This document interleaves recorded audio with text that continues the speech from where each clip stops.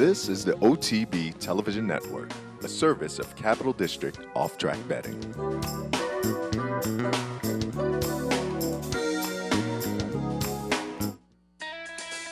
They come to the 8 ball, and California Chrome is absolutely sensational. California Chrome shines bright in the Kentucky Derby. Will take charges surging, and it's a photo finish. It's too close to call. African Story wins the Dubai World Cup. Macho Man! Broadcasting live from the Capital OTB studios, this is Racing Across America with Seth Merrow.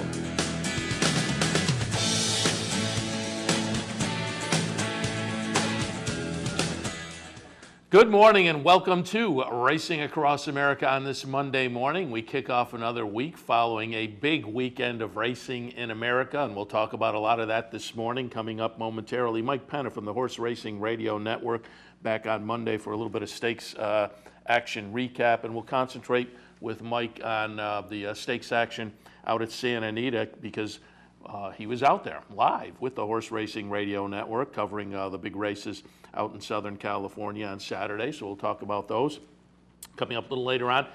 Don't want to let Laurel go under the radar. Obviously, all eyes were pointing to Santa Anita and Belmont on Saturday, but Laurel had a really, really nice stakes card on Saturday as well, and we'll hit on some of that stakes action with Frank Vespi from theracingbiz.com. If you want to follow racing in the Mid-Atlantic region, Maryland and thereabouts, go to theracingbiz.com. That's all coming up guest-wise. News, talked a little bit about this on the Handicappers Report earlier, and I said I almost wanted to say I was shocked. I wasn't going that far, but I was surprised, very surprised when the news came out yesterday that Victor Espinoza suspended 7 days for his ride in the Awesome again.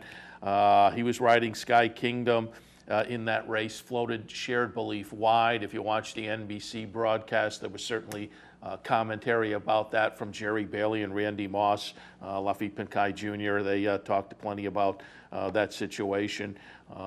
And subsequently, social media had plenty to say about Victor's ride as well. But again, I found it surprising. The Racing Forum article talking about this says the stewards issued the suspension on Sunday, citing Espinoza for violation of 2 rules. One of them, carelessly or willfully so as to permit their mount to interfere with or impede with any other horse. And as I said, I don't know if floating a horse wide is necessarily impeding or interfering on the turn like that. Herding in the stretch, and maybe if I feel hurting in the stretch, maybe I have to carry it over to earlier in the race on the turn too. It just, that seems like it's such a common occurrence. So it just, in a broader definition of interfere or impede, I suppose. But they also cited a rule pertaining to unsatisfactory rides. I suppose that's kind of steward's discretion. But still, and I said it earlier, I think if this had been the 4th race on a Thursday, it would have gone completely unnoticed and the stewards would not have done a thing. And instead, within 24 hours, 7 days, and 7 days in this day and age is a pretty good suspension. So Victor Espinoza to the sidelines, again, in surprising fashion. And as I noted, stewards in New York, as far as I know, haven't made a decision yet on Junior Alvarado and his move in the Jockey Club Gold Cup, which sent Rajiv Murad to the track and clipped heels with Wicked Strong, and we'll have to see how that shakes out. But I was surprised, and subsequently over on Equidaily, linked to a number of articles talking about what happened in the Awesome again. I was surprised one article that I saw labeled it a mugging. There were other articles with headlines or comments within the article that were the same. I just, again, to me, it was something I think you see often, and it was maybe a little more blatant and a little more in focus because it was a big race getting national coverage. But I just, the outcry seemed misplaced is wrong, just blown up to a proportion that I found a little surprising. Subsequently, as I said, I've linked to some articles on Equidaily from newspapers really across the country talking about this. But one of those, the Pasadena Star-News, was interesting because it seems like Hollendorfer and Baffert was the trainer of Sky Kingdom, though the horse Victor Espinoza was riding. It seemed like Hollendorfer and Baffert have made their peace. I guess Baffert actually talked to Hollendorfer after the race, but there's a quote from the Pasadena Star-News from Hollendorfer: "We're all big boys, it's no big deal to me. Mike will have to settle up with Victor, Mike Smith and Victor Espinoza." And according to this article, Mike Smith not too happy. Victor Espinoza said, Victor Espinoza is quoted in the newspaper article as saying, he told me, meaning Mike Smith told me, "Keep walking or I'll cut your head off." So Mike Smith clearly a little upset in the jockey's room after the race. Victor Espinoza says, however, all the comments about him in the ride, they're all out of their minds. It's ridiculous. I would never try to hurt anybody or bump somebody, especially a horse like that. He's an amazing horse. My horse, meaning Shared Belief, my horse always runs on the outside. He doesn't like having dirt kicked in his face. So Victor Espinoza defending himself from the accusations being made over the past couple of days. But it's interesting, Mike Smith, as I say. In the post-race comments on NBC Sports, seemed, you could tell, maybe bubbling a little bit under the surface, but he was kind of classy with the remarks out there on the track. But it seems like once they got back to the jockey's room, "Keep walking or I'll cut your head off," is certainly lost his cool maybe there a little bit in the jockey's room. Speaking of jockeys out in Southern California, yesterday out at Santa Anita, Kent DeSormo was having a pretty good day until late in the day, post-parade for the 8th race. He was unseated, subsequently kicked in the chest. He was taken to the hospital for observation. We will keep you up on that situation, update things as they become available. But jockey Kent DeSormo, who again moved out to Southern California this year and really has had a little bit of a resurgence to the career, was having a nice day on Sunday as well. But kicked by a horse, kicked in the chest. And again, that's always something you have to pay attention to because they're big. When they kick you, it can be a bad situation, but we'll keep our eyes and wish for the best for Kent DeSormo. Guy that rebounded, not from an on-track injury, but from having a situation with the flu and pneumonia. Wayne Catalano, who was really in bad straits earlier this year, over the summer. Flu virus, pneumonia, was in the hospital. They induced a coma for him. He's bounced back, however, and good news for him. When Churchill Downs ended their short fall meet yesterday, Wayne Catalano wound up tied for the trainer championship with Steve Asmussen. Catalano and Asmussen over the 12-day meet each wind up with 7 wins. Nice article, and I've linked to it over on Equidaily in the Courier Journal, that talks about the various meet leaders, including jockeys and owners, but has a little extra juice pertaining to Wayne Catalano and how he was in kind of dire straits and in the hospital earlier this summer, but bounced back. So good for him to kind of get back on track, not only health-wise, but a nice Churchill fall meet. Jockey side for the Churchill meet, Ricardo Santana Jr. and Corey Lannery tied as the top jockeys down there with 13 wins apiece. And who else? Who would you guess would be the top owner at Churchill? Well, how about Ken Ramsey? Because, of course, he has extended his record as the leading Churchill owner. Ken and Sarah Ramsey, actually, they've extended their record of Churchill owner titles to 22. Excuse me, incredible. And at this meet, they topped it with 7 wins. Also wrapping up yesterday was Monmouth, and looking at the Monmouth standings, George Navarro was the leading trainer and pretty significantly had 9 more wins than Eddie Plaza Jr.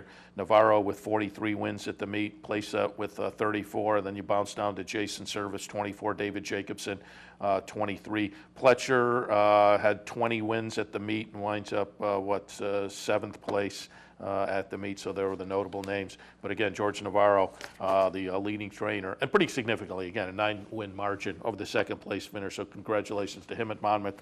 But more impressive was, on the jockey side at this Monmouth Park meet, Paco Lopez, not just the top jockey, but this is incredible. Paco Lopez, 120 wins. Second place, Gabriel Saez, 58. That means Lopez more than doubled the number of wins from the second place jockey. Just an incredible performance by Paco Lopez. Eddie Castro in third, Orlando Boca Chica in fourth, Trevor McCarthy fifth, Angel Serpa sixth. But, you know, as I say, Navarro had a pretty safe margin of 9 on the second place finisher in the trainer standings. But Paco Lopez, 120 to 58 as far as the number of wins in that jockey standings. That's just, that's phenomenal. Speaking of jockeys, and I have it linked on Equidaily, this is kind of interesting. The International Federation of Horse Racing Authorities, along with sponsor Longines, the clockmaker, are sponsoring a World's Best Jockey Award that is going to be a points best award, and it's kind of retroactive. It's going back, and it's based on the top 100 Grade 1 races for the year. There's a point system there. The award will be handed out December 12th in Hong Kong. And it's interesting, as I say, I have the link to the press release talking about it, but also the current standings and the list of the 100 races they're looking at over on Equidaily. Currently, the current leaders, Christophe Simulian and Joe O'Brien, both have 72 points. Ryan Moore has 70 points. You have to go down 1, 2, 3, 4, 5, 6. Joel Rosario in 6th, first American jockey. Victor Espinoza well below him. Mike Smith and Javier Castellano, Junior Alvarado right under him. So there are some American jockeys. You have to go down a little bit on this list to find them. And again, the top two, Simulian and O'Brien, tied at 72. Joel Rosario sitting with 42. So pretty significantly trailing, but some of the American races are coming up later, including the Breeders' Cup races. Overall, looking at the list of 100 races, 100 Grade 1 race, Grade and Group 1 races that are being used to score. 19 of them are in the United States. So there's plenty of opportunities, but it's also different here than certainly in Hong Kong or in Europe even. Ours are kind of spread out at different venues, and the jockeys don't, you know, if there are Grade 1s out in California, the New York jockeys aren't necessarily going to be out there competing, whereas the Group 1s over in Hong Kong, same jockeys are going to be shooting at them all the time. So the scoring for this is maybe, I don't know, it's I'll be interested to see how it plays out by the end of the American Cup, because again, we have 1/5 of the races on the 100 race list. But our jockeys are selling pretty significantly here overall, and so it's just going to be interesting to see how this does play out by the time they award it on December 12th. We'll take another look at that as we get closer as well. All right, let's head to our first break. When we come back, as noted, we'll take a little look at the Southern California Stakes races from Saturday. Real Breeders' Cup implications there, as well as, of course, in New York. But we're going to concentrate on Southern California because Horse Racing Radio Network was broadcasting live from Santa Anita on Saturday. And we'll have Mike Penna from HRRN right after this. Stay tuned.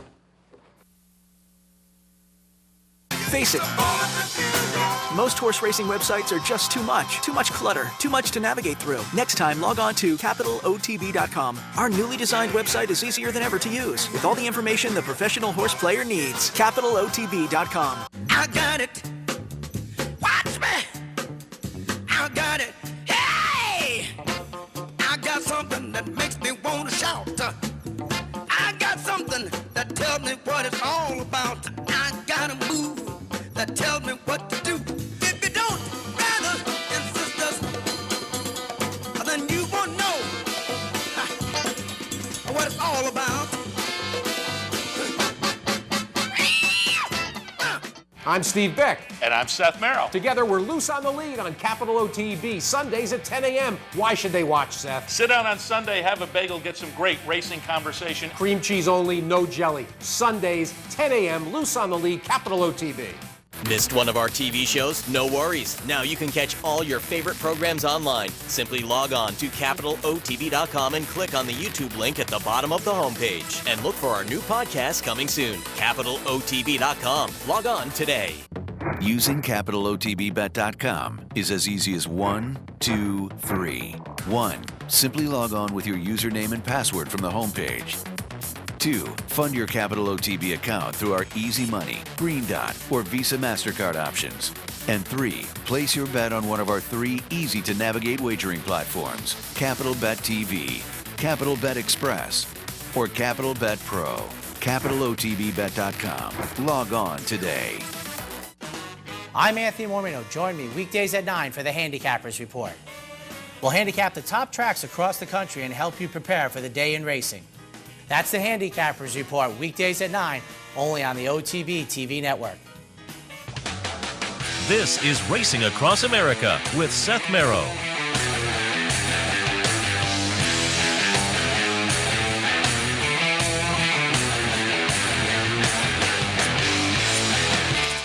Welcome back to Racing Across America. Monday morning means a visit from Mike Penna, the Horse Racing Radio Network, for some stakes recaps. And Mike, I said before the break, we'll do a look at Southern California racing because Horse Racing Radio Network was broadcasting live from Santa Anita. But welcome to the show.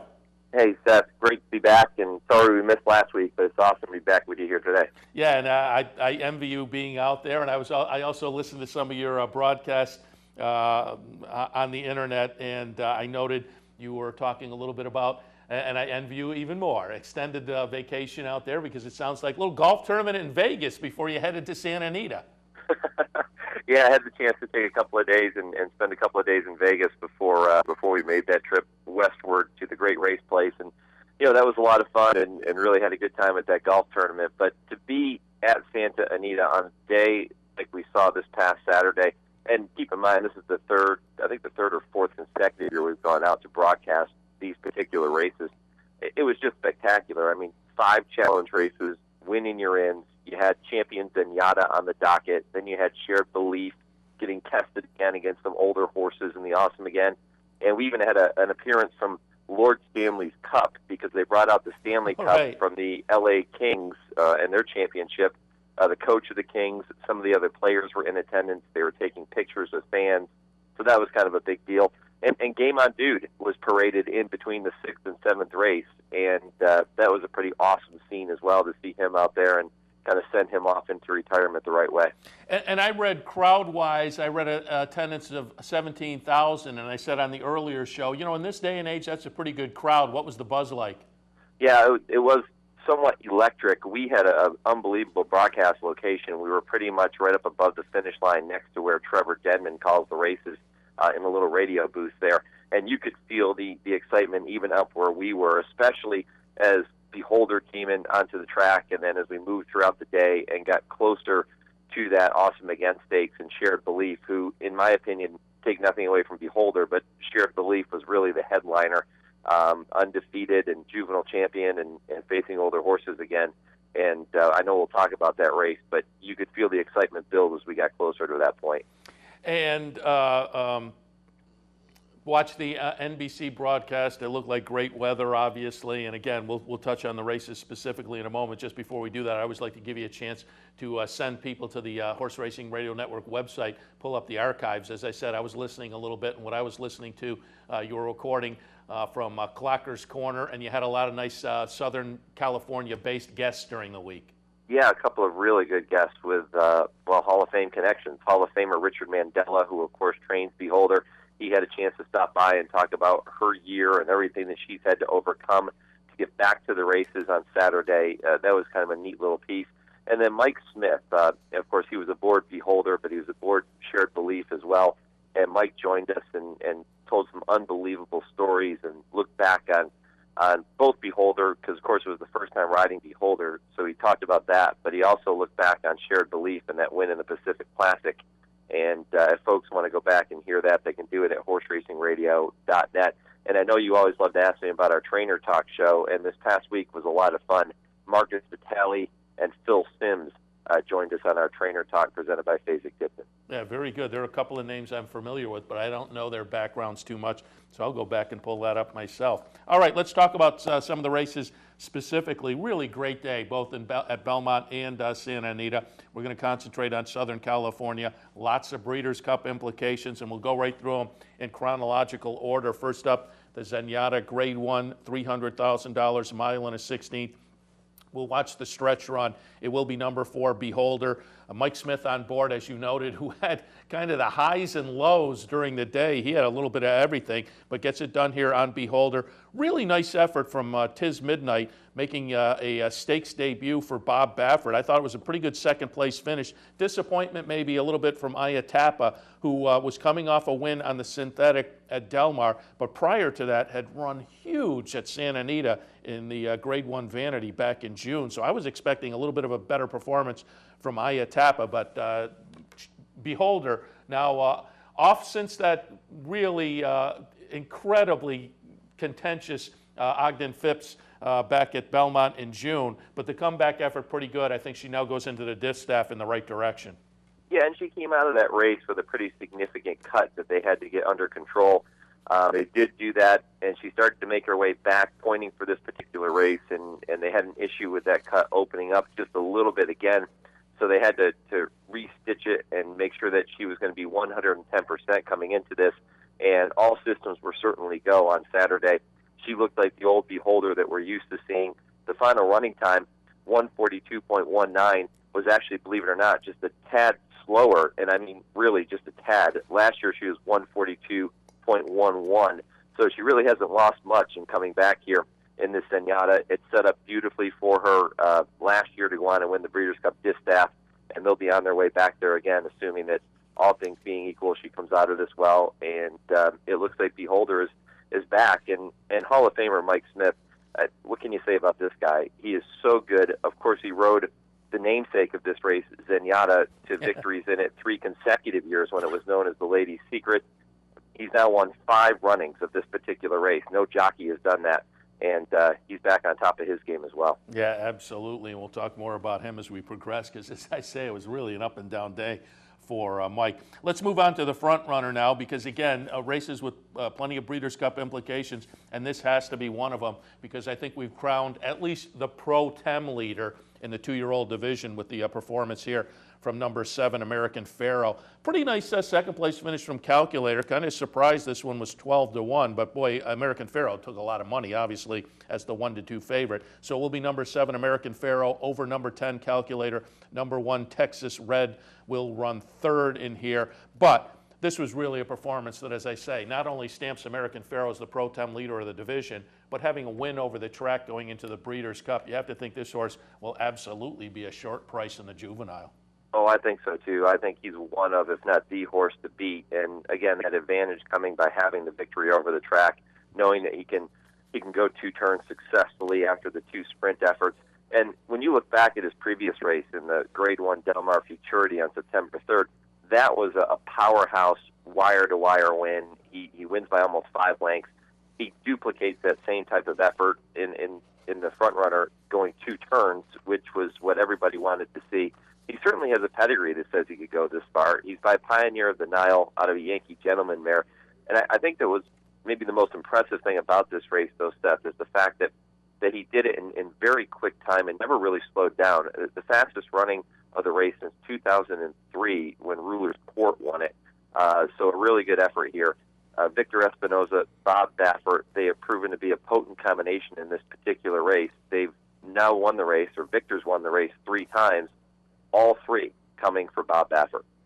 Yeah, and I had John White on with me yesterday, and he made the point, how'd you like to be somebody who looked at this horse first time out of the box at Del Mar and said, Bob Baffert, Zayat, first-time starter, let me put a little show money on this horse. But no, he runs 5th in the career debut and then rips off a couple of Grade 1s subsequently. You'd have to be kicking yourself if you took this horse in that debut effort. Let's shift on now to the Rodeo Drive, race number 7 on the card on Saturday. $300,000 purse, 1.25 miles for the 3-year-olds and up fillies and mares. And I had John White on yesterday, and all I could do is laugh at this race and say, what do you do with Emolian? And I mentioned I've been in love with this horse since the career debut up at Saratoga, where I took a shot at, I believe it was 18-1, ran second. I had the horse in the newspaper that day. So it was a very good effort where the horse could have won, but still I had a little bit of underneath money and exactas and whatnot. So I've been in love with the horse. Couldn't use the horse on Saturday, though. I just don't know what to do with Emolian. We'll watch the stretch run. She finally gets free in here and makes a nice late run. Number 7, Emolian wins. Number 8, Paranda second. Number 6, Rusty Slipper third. Emolian did wind up to be the tentative favorite at 3-1. As I say, though, I just could not pull the trigger because you don't know what you're going to get. When she's good, she's very good, and when she's not good, But on Saturday, she was very good. Yeah, and I thought that this was maybe the most contentious race on the entire program. I sat and handicapped it the day before, and I had 7 numbers at the top of my program. And whenever I do that, it means I have absolutely no idea who's going to win the race. I did have Emolian as one of those 7, but like you, I turned to my co-host, Jeff Bloom, on the coverage with about 2 minutes to post, and I said, Jeff, what do we do with a horse like Emolian? And I said the same. I asked him the same question that you asked John White, and that was simply because of the fact that she is so in and out, but when she's been out against grade 1 competition, like the Beverly D and that Diana in her last 2. So I was willing to forgive her on those, even though this was a grade 1, but didn't seem to be as strong of a spot as what we saw in those other 2 races. But she's a filly that we know likes this particular turf course. She ran extremely well in the Filly Mare Turf last year, where she was beaten just a length to Dank when she finished 4th. And what price would Dank have been in this year's Rodeo Drive if she was here as the old Dank that we were used to seeing? Bill Mott, Hall of Fame trainer, puts blinkers on Emolian. Turned out to be the right move. For whatever reason, he felt like she needed them, and it worked to perfection. And how about Juddmonte Farms? You can't bet against them in this race either, because they've now won the race for a record 6 times. Of course, they had 5 going into it. That was a record. They pad that record with this win on Saturday. So a good effort here. And again, with her affinity for that turf course, she's one moving forward to the Filly Mare Turf that I think absolutely has to be considered in your trifectas, your superfectas, and you might get a little bit of a price. And I should note, I said Rusty Slipper third. There was actually a dead heat. Irish Mission also dead heated for third. The Christophe Clement horse coming out of the win in the Glens Falls up at Saratoga. But there's a Saratoga connection also with Emolian. And in fact, a number of stakes winners over the past month or so. She was still working up at Saratoga September 22nd. Really nice bullet workout on the turf up there. So they're going for maybe another at least 3 weeks, 4 weeks up there at Saratoga, so it's worth kind of keeping an eye on these horses. A lot of the top trainers like the training surfaces up there, and they've been firing, so Emolian gets it done coming out of Saratoga. And Mike, also do want to mention, because we alluded to Mike Smith having highs and lows on Saturday in this Rodeo Drive, was on Moulin de Moujon, and had that crazy spill on the far turn that just looked like she lost her footing, and I haven't read for sure, but I'm assuming maybe she clipped just enough to kind of lose her balance, because it did seem like, boy, they were making move, had the momentum, and all it would have taken was a little jingle there, and that's what had happened. And luckily, Mike Smith lives to fight another day, and in fact comes back and is able to ride Shared Belief a little later. Yeah, and he was okay. I actually sent him a text later on Saturday evening after I left the races, and he sent back and said, yeah, I'm okay. But it was kind of a scary moment whenever you see a horse, and as you said, maybe clipped a little bit. It looked to me as if the feet just slipped out from underneath Moulin de Moujon as she was making that move. It was kind of a strange occurrence, but she went one way, and Mike Smith went the other way and came flying off, going toward the outside rail. He got up immediately and walked off under his own power, which was a great sign. Maybe a little bit sore, but certainly fine, and good enough to come back and ride that next race, which was so critical. Yeah, absolutely. And let's move on to that. The Awesome again, Grade 1, $300,000, mile and an eighth. And we've talked earlier already about the controversy with Victor Espinoza on Sky Kingdom floating Shared Belief out on the first turn. Shared Belief subsequently wide really the whole way around, still wide on the second turn. And Mike, I thought on the second turn, Shared Belief just didn't seem to have it about midway around the second turn. Understandably so with the wide trip, but then they get in the stretch, Shared Belief kicks in, FedBiz, a really nice Baffert horse, puts up a pretty good effort to run this one to a neck finish. Subsequently, and I watched the NBC broadcast, they then questioned, in fact, Jerry Hollendorfer said, they had like an interview with him walking out onto the track, and he said, you know, maybe the horse didn't like the track all that much, but still got it done. So they picked up on that, and then the question mark was, well, is this horse better on synthetics than on dirt? I'm just looking at this as maybe a much better effort than that finishing position. We'll watch the stretch run. It will be number 4, Shared Belief, over number 1, FedBiz. But I thought, given the wide trip on the first turn and the second turn and all that went into this, I thought this was a pretty good performance and probably better than that finishing margin indicates. I couldn't agree more. I was ultra impressed with this effort. That he had absolutely nothing go his way during the running of this race. And there were a lot of good horses, really good horses that would have been beaten with a trip like Shared Belief had, but he was able to overcome all of it. And you mentioned the incident going into the first turn with Sky Kingdom floating Shared Belief out. If we had NFL officials in this sport, there would have been yellow flags flying all over the place going into that first turn, because it would certainly there was certainly pass interference there, so to speak.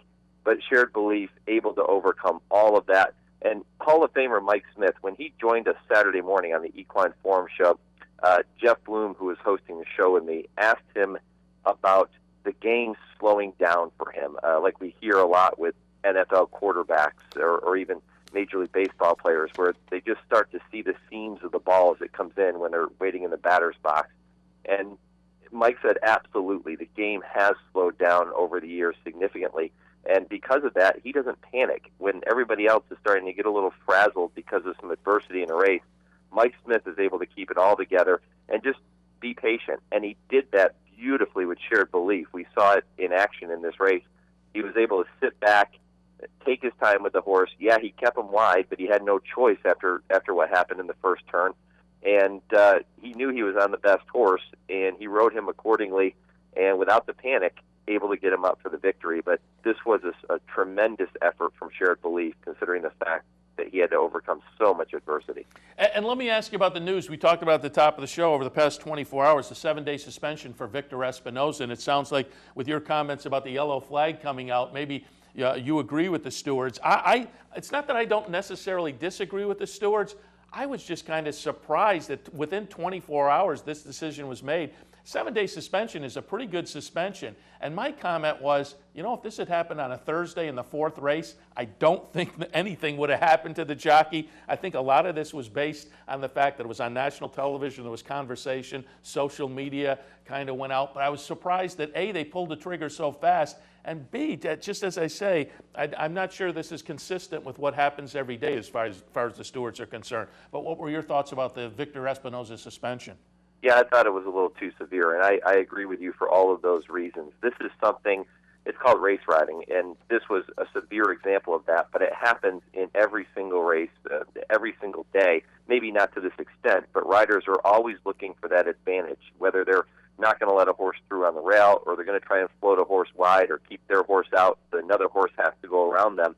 You know, this just happened to be a blatant example of it, and it happened in a big race on the big stage, and that's why they're taking this type of action. But I agree, if you're going to do it in this race, if this is going to be a rule, and it comes back to consistency in the sport, which we really have none of, but if you're going to make this a penalty and give 7 days to Victor Espinoza for this incident, okay, well, you have to do that for the 4th race 12-5 claimer on a Wednesday afternoon as well. You can't just single out this one particular incident and say, hey, here you go, 7 days for this one ride because it was on national television. Yeah, I found it very surprising. And I mentioned also, it's just, shows the difference in different jurisdictions. Within 24 hours, they make that decision on Victor Espinoza. We have yet to hear anything on Junior Alvarado in New York, which was far more egregious, I thought, and we'll see how that shakes out. But let's shift our attention now. Finally, Seth, can I just say real quick? Yeah, I know we're going to get to the last one real quick, but it comes back to the fact that as a sport, we don't have a uniform set of rules in this sport. I mean, the rules are somewhat similar from state to state, but then you're allowing each racetrack and each jurisdiction to make their own judgments here. Same thing on the medication side of things. That is why it is so difficult for the sport to move forward, because there's absolutely zero consistency across the board. I mean, in the NFL, a pass interference penalty is a pass interference penalty, and you get 15 yards no matter if it happens in the first quarter or the fourth quarter of the game. It doesn't matter what the situation is. The penalty is the same, and unfortunately in the sport of racing, we don't have that ability right now, or at least we should have the ability, but we don't have that ability, and that's what really, really makes it difficult on this sport. And I think something that would help that save getting some kind of oversight, single oversight body, short of that, I just think more transparency in the stewards booth at all kinds of racetracks, because then I think the public itself could kind of be a pseudo body overseeing, and I think stewards would know, hey, if we have somebody kind of looking over our shoulder, I think they'd be forced into a little more consistency perhaps. So I've been advocating that for a while. We'll see how that shakes. And I think they have gone more in that direction, but not far enough. All right, let's take a look now at the Chandelier, the last Grade 1 on the card at Santa Anita. 2-year-old fillies going a mile and a 16th for $300,000. And as I said, there have been some nice Saratoga connections and stakes races over the past few weeks since the place is closed, and one of those is the winner of the Chandelier, number 4, Angela Renee. Rafael Bejarano was on board, a Southern California-based jockey, but trained by Todd Pletcher. This one comes out of a couple of starts up at Saratoga. Broke the maiden at Belmont in June, second then in the Adirondack, and a well-beaten third subsequently in the Spinaway right at the end of the meet up at Saratoga. But this may be an indication. We'll watch number 4, Angela Renee, get it done over the number 2, Conquest Eclipse for Mark Casse. Number 3, Danette gets the third spot. And the favorite in here was Conquest Eclipse, the number 2 horse. Second favorite was Angela Renee, the Pletcher horse. But just maybe an indication that as opposed to the boys' side on the 2-year-olds, maybe the East Coast 2-year-old fillies are a little bit better than the West Coast. Yeah, and I was impressed with Angela Renee. I think one thing we can take away from that Spinaway, it was run over a sloppy racetrack that day, and maybe she just didn't handle the slop because that was so unlike her from what we saw in her first 2 starts, including that runner-up finish in the Adirondack in her second career outing. She was bred to go 2 turns. She is a full sister to the brilliant runner To Honor and Serve, who is now retired, of course. But she was bred to handle this assignment. She did it beautifully, well ridden under Rafael Bejarano. Conquest Eclipse, I still think we're going to hear more from her. A daughter of Malibu Moon. She's very well bred, in great hands with trainer Mark Casse. She didn't have the most ideal trip. She had to look for some running room. She came running late, but she wasn't going to make an impact on the winner, Angela Renee. And I think the these 2 fillies are going to be heard of as we move forward, not just in the juvenile fillies, but moving on to next year as we look toward the Kentucky Oaks. And speaking of being heard from, how about Conquest Stables over the past couple of seasons? They're an owner worth keeping our eyes on as well. Yeah, they are. And again, they have their horses with Mark Casse, who I think the world of Mark Casse, one of the top trainers in the game today. Does a great job, and he has them rolling in the right direction. Yeah, no question about it. Mike, as always, we appreciate the visit, and again, good job out there in Southern California. As I said, I listened to some of the broadcasts. Certainly advise people to pop over to Horse Racing Radio Network, your website as well. Pull up some of the archives for last week. A lot of great information. Mike, thanks for the visit. We'll talk to you next week. Seth, I appreciate it. We'll talk to you then. All right, Mike Penna, Horse Racing Radio Network. We'll take a break. When we come back from theracingbiz.com, it's Frank Vespi. We're not going to let those Laurel Stakes float under the radar. We'll talk about them right after this. Stay tuned.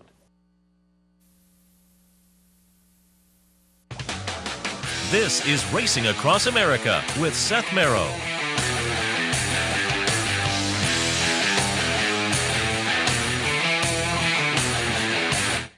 The future of online betting is here, and only at the all-new CapitalOTBBet.com.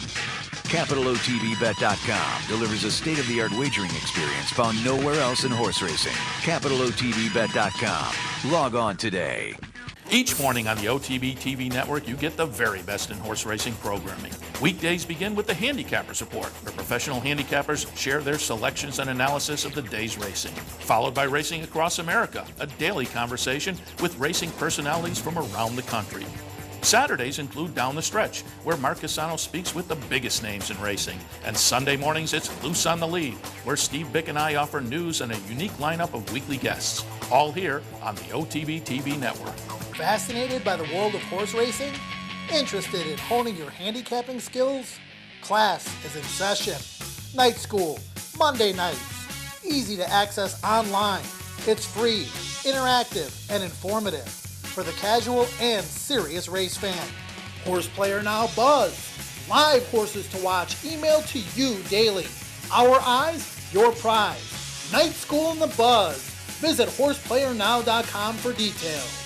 Funding your Capital OTB bet account is as easy as 1, 2, 3. 1. Easy Money. Clearly the fastest and easiest method of depositing funds into your account. Make deposits or withdrawals in just minutes. 2. Green Dot Money Pack. Gives you instant access to your funds. Green Dot Money Packs are available at thousands of retailers nationwide. And 3. MasterCard Visa. Simply click on the link from the funding page, enter your account information, and fund your account. CapitalOTBBet.com. Log on today. Hey race fans, head down to the all-new Clubhouse Racebook.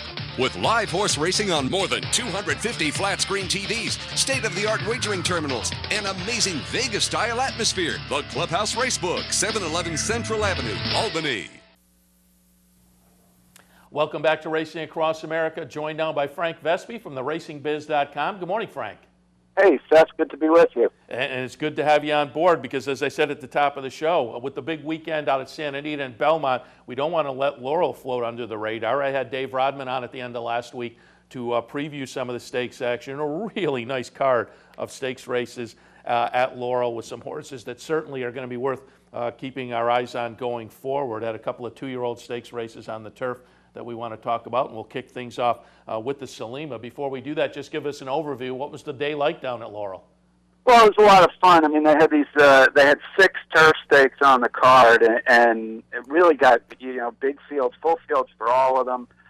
There were a lot of upsets and some pretty good payoffs, and people just had a lot of fun. And I thought, to me, one of the things that was very cool to see was the Salima and the Laurel Futurity are races that, once upon a time were among the great 2-year-old races in the country and have really sort of fallen on hard times over the last few years. And it was really nice to see both of those races get really some really promising horses and some interesting fields. It was nice to see those races sort of getting back on the calendar for people. Yeah, exactly. I said that to Dave Rodman when I introed the Futurity last week. I said, it's not your father's Laurel Futurity. And I think, credit to the folks down in Maryland. They realized that the place on the calendar and the way trainers train in the 21st century, the Laurel Futurity as being a main stop for 2-year-olds now. The price wasn't there to compete, and so they switched things up, and both the Salima for the 2-year-old fillies and the Laurel Futurity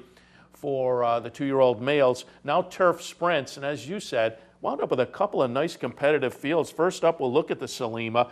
Again, 2-year-old fillies, 5.5 on the turf. The favorite in here was the number 9 Honors Holiday at 2-1. Honors Holiday, no surprise this horse was favored, coming out of the win in the turf debut in the 3rd career start, winning the Colleen at Monmouth on August 10th with a pretty good buyer figure. But that horse will run 4th.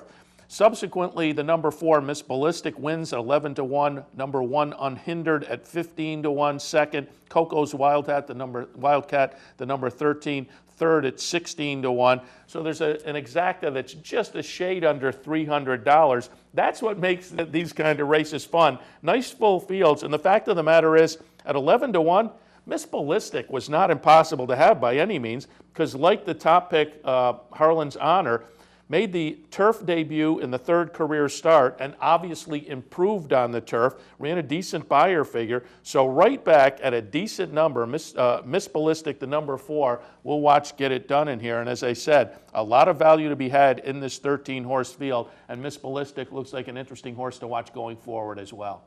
Yeah, that's absolutely right, Seth. And this was a neat field. I mean, 5 of these horses had already won stakes by September of their 2-year-old season. So it was a pretty nice group of horses they brought together. And this Miss Ballistic, she's the daughter of Bulls Bay. Bulls Bay didn't have a huge first crop, but some of them have come out running, and she's one of them. And when they put her on turf, trainer Hammy Smith, when he put her on turf, she just blossomed, and it was a very different horse on turf than she had been on dirt. And here she runs really well, and certainly looks like an interesting horse. The Harlan's Honor was already a stake winner and had looked very, very good in doing it. So Miss Ballistic did not beat a bad field here, and she looks like she's going to be a horse to keep an eye on. She's probably headed to the Maryland Million, is what Hammy Smith told me after the race, and so it'll be interesting to see what the rest of her campaign looks like. Yeah, and I didn't really take a close look until you mentioned Bulls Bay and the breeding. Interesting here, the breeder, Graham Motion. Yeah, it's it's pretty good to be Graham Motion these days. He's got a barn full of really good horses, and then he breeds to Bulls Bay and gets a stake winner. Nice. Not so bad. All right, let's shift our attention out to the boys' version of the race, the Laurel Futurity, $100,000, again, 5.5 furlongs on the turf. And again, as I say, I talked with Dave Rodman last week, and I thought Day Strike could be a little bit interesting in here off of the career debut over Timonium by Smart Strike. I thought the turf might be interesting. Day Strike, unfortunately, the number 5 horse will run 6th. I got my price at 27-1, but not my finishing position. Showed a little punch in here before fading late. But I said when I talked to Dave, clearly the horse to beat will be the George Weaver horse, Cyclogenesis. Came out of a maiden victory in the career debut, going 5.5 on the turf at Saratoga. Talked a little bit about the Santa Anita races just before we had you on the air, and we were talking about horses over the past few weeks with Saratoga connections coming out of that meet, or perhaps still training up there with the training facility being open, doing well over the past few weeks. And this is one of those horses who had trained most recently up at Saratoga, came out of a Saratoga win, and gets it done as the 2-5 favorite. Cyclogenesis, the number 8 horse. Number 10, One-Eyed Ray, will run second as the second choice at 6-1, and Tasmanian runs third, the number 6 horse. But Cyclogenesis now 2 for 2 with a stakes win under his belt. And absolutely ultra impressive on Saturday. Wins off by almost 6 lengths, and you really had the feeling he could have won by as many as he felt like, and just that horse. He looks like the real deal, and when he kicked it in, I mean, he's got kind of giant strides coming down the lane here, and just miles and miles the best. And the time's legit. The track was playing fast, but they went 101 and 4 for 5.5 furlongs. So he's moving out there. It's kind of interesting. A locally connected horse, Markakis. There was some buzz around him after he had won at First Asking, and he did everything wrong. And so I talked with Gabby Gaudet, the Maryland racing analyst, before the race, and she said, well, we'll want to take a look at Markakis, because if he can improve his behavior, that might translate to a better effort and put him right there. Well, he completely freaked out in the paddock before the race, and in fact knocked down one of his handlers. So he did not improve his behavior and ended up running last. But this race was all about Cyclogenesis. He looks like the real deal. That's interesting, though. Marquesas then might be coming off of this effort. The odds may be decent. Maybe one of those horses that you really want to fire up the actual simulcast signal the next time he runs someplace. And if they can get him better mannered in the paddock, maybe worth a little bit of a look. Yeah, I think that's absolutely right. I mean, he's a horse that his trainer, Robin Graham, had thought well of going into his debut. He behaved badly in the paddock. He did a million things wrong, and he got himself steady during the race. Then in the lane, he drifted out and bumped the horse, then drifted back in and almost bumped the rail. Then he came out again, and then he went on and won. And so, you see a horse do that many things wrong and still win. It's a horse with a little bit of talent. And, yeah, if they can get his mind right, he's a horse I'd keep an eye on. Yeah, no question about it. All right, let's move on to the Lady Baltimore, $100,000 purse. Fillies and mares, 3-year-olds and up, going 1 mile and a 16th on the turf. And when we talked about this one last week, I certainly looked at my man Jonathan Shepard with an Augustin runner. Lightly raced, only 4 starts, but the number 12 Chat was coming out of an allowance win, a rich allowance win up at Saratoga. Had a little bit of a closing kick there.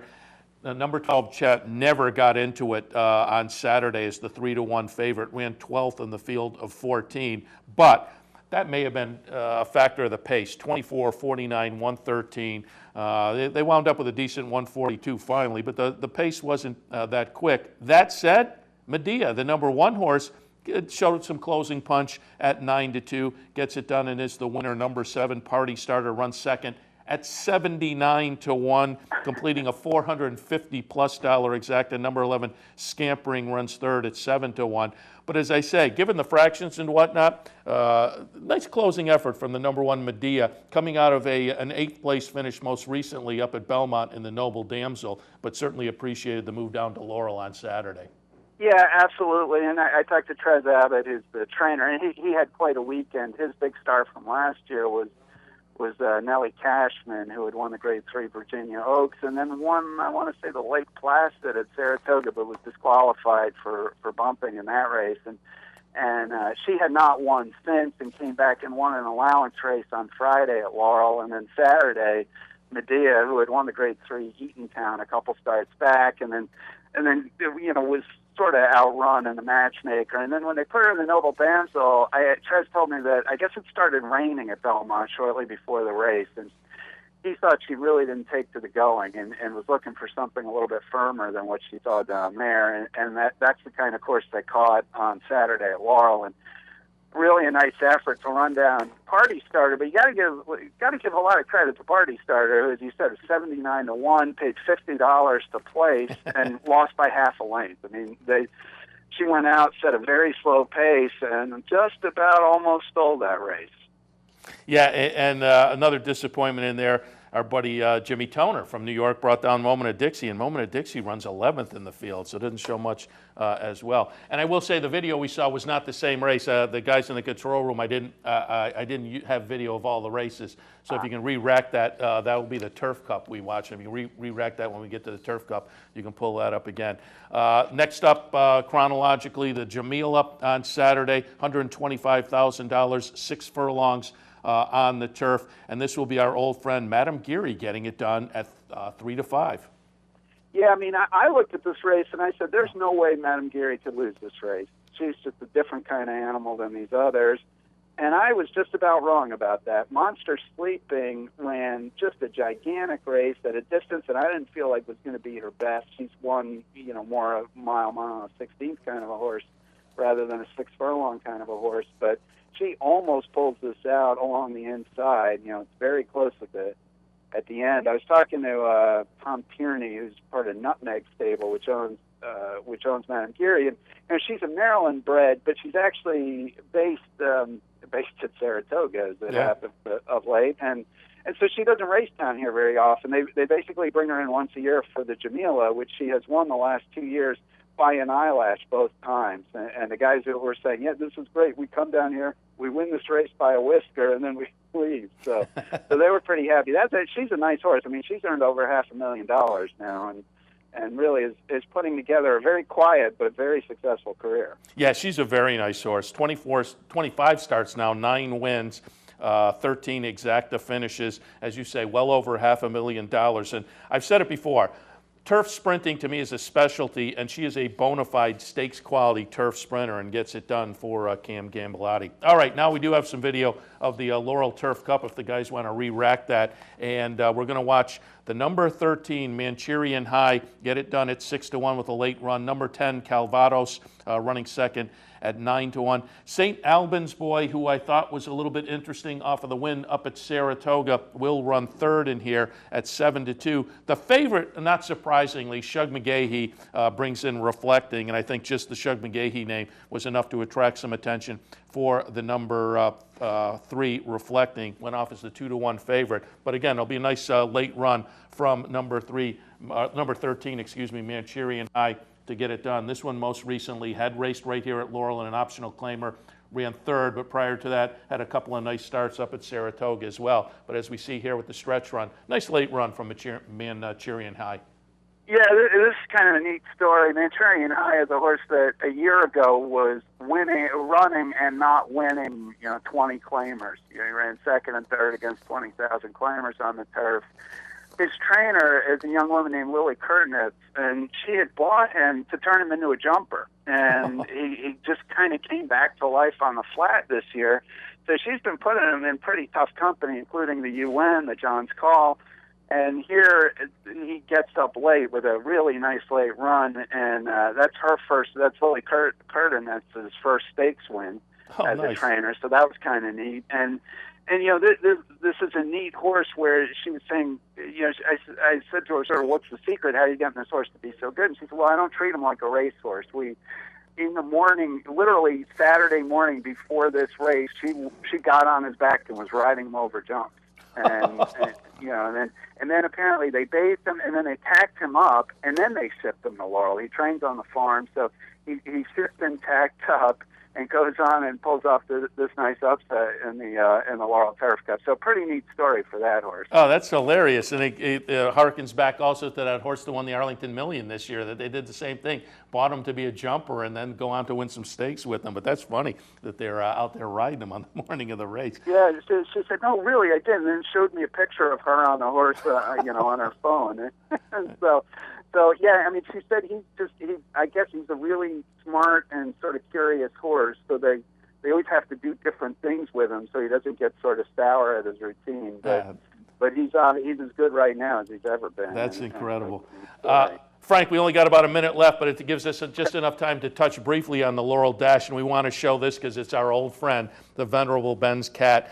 Ben's Cat is the number 8 horse in here, 3-5 favorite, just can't get it done, winds up third in here. No surprise on top, though, other than the price, 7-1, very generous on the number 10, Dreams Gone Wild. This is a horse coming out of a win up at Saratoga, sprinting in an optional claiming event most recently. So again, that 7-1 was generous. Number 4, Bold Thunder, will run second, and number 8, again, Ben's Cat just can't get up there. Runs third, but given that it's Ben's Cat, given that he is 8 years old, pretty good performance from the old guy. Yeah, I mean, he runs okay here. He really had dead aim at the head of the stretch and just didn't quite kick in the way I think you would have hoped if you're a Ben's Cat fan, or you were one of the people who made him 3-5. But Dreams Gone Wild, really a nice effort. This is another horse who's really gotten good. And Bruce Alexander, who trains him up in New York, he has 4 horses that he's training now, and I believe this is the only one that has won a race this year. And, this is a horse that's gotten really good. And so it's another kind of neat story of a guy with a small stable finding his way to the winner's circle in a big race. Yeah, you're right. Because according to the Racing Form stats going into this race, he had 17 starts and 2 wins, and Dreams Gone Wild was the 2 wins. So now he's got 3 wins. They've all been team Dreams Gone Wild. So it's nice to have a horse like that in the barn when you only have a few horses. If you got one that can pick up some stakes wins, nothing wrong with that. Frank buys a lot of groceries for sure.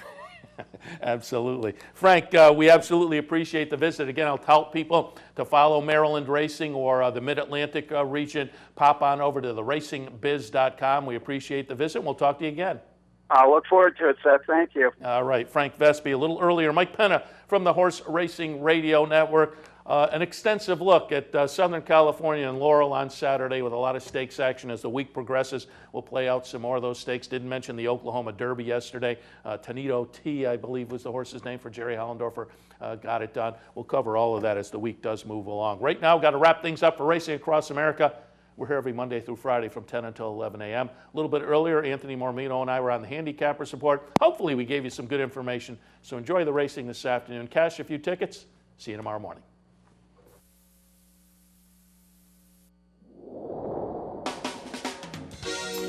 You're watching OTB TV, a service of Capital Off Track Betting.